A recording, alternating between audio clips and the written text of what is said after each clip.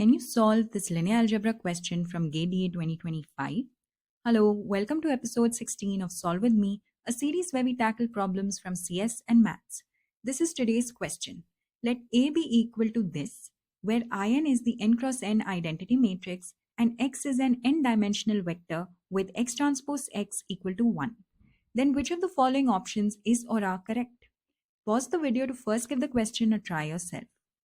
Solving the question becomes simpler once you figure out that finding the determinant of A can help with checking the validity of each option. It can help with understanding better the rank, the eigenvalues, and the invertibility of A. Therefore, let's begin by calculating the determinant. Its equation can be rewritten as this using matrix properties.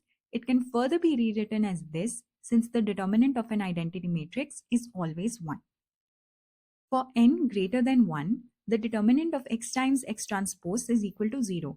And since x is a unit vector, the determinant of x times x transpose is equal to 1 when n is 1. This in turn tells us that the determinant of A can be 1 or 2 depending on the value of n.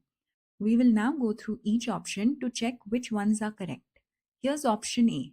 Since the determinant of A is not equal to 0, all the n columns or rows are linearly independent, concluding that the rank of A is n. Using the same logic, we can also infer that A is invertible, which makes option B correct too. To test the validity of option C, let's recall the connection between eigenvalues and determinants. There exists a property that says that the product of all eigenvalues of a matrix is equal to the determinant of that matrix. This indicates that if even one eigenvalue is 0, the determinant is also 0. This contradicts the fact that A's determinant is either 1 or 2, hence making option C false. Coming to option D, let's recall how the eigenvalues of A inverse are simply the inverses of each eigenvalue of A. This implies that if an eigenvalue of A is negative, so will the corresponding eigenvalue of A inverse.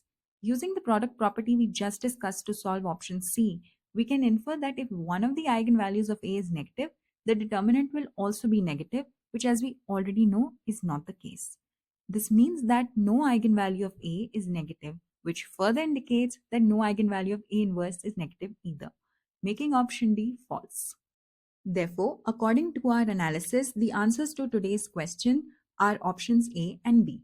Let me know in the comments section if you'd like me to create a more detailed video on any concept discussed today. Thank you.